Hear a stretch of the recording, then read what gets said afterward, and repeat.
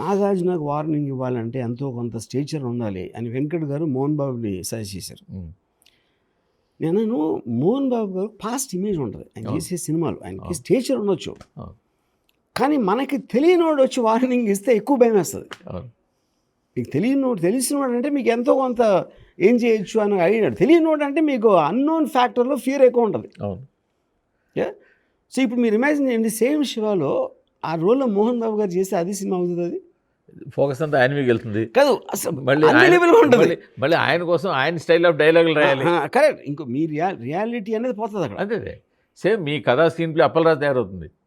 Yeah correct correct correct. కథా screen play Appalaraju చెప్పింది అదే కదా. బేసిక్గా ఆల్మోస్ట్ ఇప్పుడు రఘువరన్ లాంటి ఇంటెన్స్ యాక్టరు ఆ టైంలో అయితే తెలుగులో అయితే లేరు. నేను తను ఎవరో దాసనారాయణరావు సినిమాలోనే ఎక్కడో చూశాను ఒకసారి రఘువరాన్ని. సో ఆ kind of A high intensity performance ఉన్నవాళ్ళు నాకు తెలిసి మీరు ఎవరు పేరు చెప్పలేరు ఆ టైంలో రఘువరన్కి ముందు వచ్చినవాళ్ళు. యూనో, సో ఈచ్ పర్సన్ని అలా తీసుకుని జేడీ అవ్వచ్చు, ఇది అవ్వచ్చు, everybody was hand picked.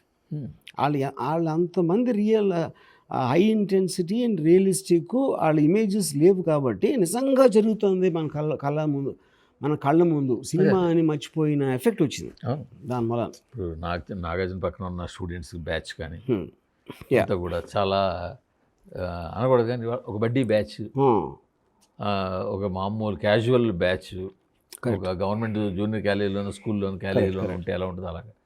But మీరు నేను అనుకోవడం అక్కడ కాస్త ముందుకెళ్ళి తీసుకుంది గొల్లపూడి మారుతురేమో.